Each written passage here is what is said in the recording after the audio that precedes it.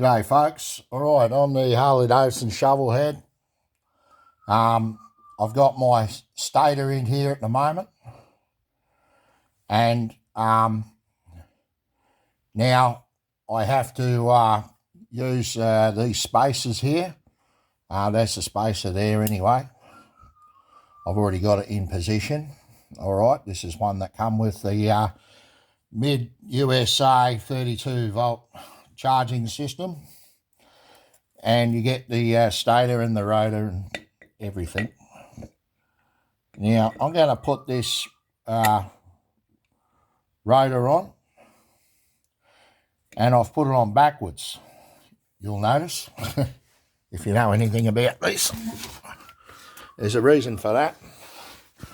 It's not rocket science, because what I'm doing is I'm checking behind here for clearance of the stator. Alright, now I can see I've got all daylight through there, plenty of it. Okay, so I could probably go a smaller shim if I really wanted to, but I don't need to. That'll be right. That's what come with the kit. I'll try it out. If doesn't work, well, it's not going to damage anything. Okay, now there's another measurement you got to do for clearances, and for this one involves your verniers. All right, so you get your verniers. You will have a straight edge going across here for this measurement, right? So imagine that as a straight edge, or all right, hang on, I'll get one. A straight edge going across. All right. Now what I need to do is I need to measure from this point. I've got to get this away because I've got one hand. All right, and measure to that that keeper there for the Y connector, and I don't want any interference there, any rubbing of the rotor as it spins around, because that is a moving part, of course, and it's going to be spinning around, and you don't want it coming into contact with either the stator or that plug at all, stripping wires and shit. Okay, so now you've got that measurement. You need this to be longer than the measurement from the inside wall. Just measure down with your verniers, right? You need it to be longer than that measurement there. Okay, and that'll give you a true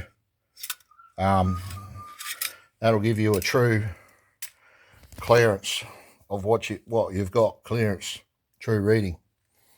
All right, so then the order of things from here.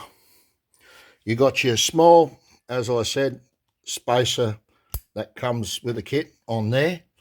Then your rotor goes on the correct way. Then whether you need this or not is another washer that will true up your belt alignment. You may need to change that with what you had previously or something like that on the outside of your rotor before your pulley goes on. And then, of course, your compensator nut.